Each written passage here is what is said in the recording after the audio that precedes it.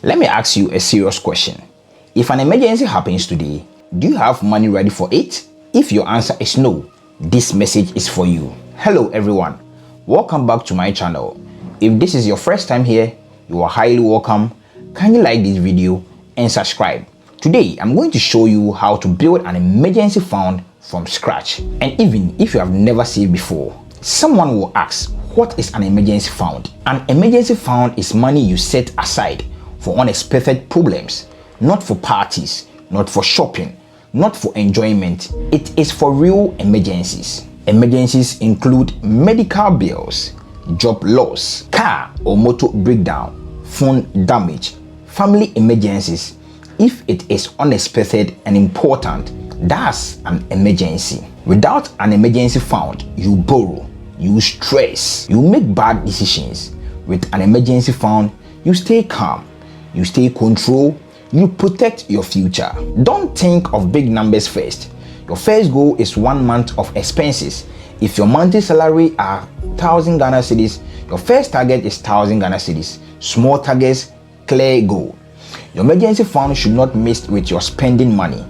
Open a separate bank account, a mobile money wallet, or a savings app. Out of sight means out of temptation. This is the golden rule. Don't wait to save what is left. The moment money comes in, save first. Even 5 Ghana cedis or 10 Ghana cedis is enough to start. If you can automate your savings, do it. Set automatic transfers or fixed weekly savings. When saving becomes automatic, discipline becomes easy. You don't need to suffer to save. Reduce unnecessary eating out, impulse buying, subscriptions you don't use. Small costs add up fast. When extra money comes, don't rush to spend it. Use bonuses, gifts, side hustle income to boost your emergency fund. After 1 month of expenses, aim for 3 months. The next 6 months, no pressure. Consistency is more important than speed. Listen carefully.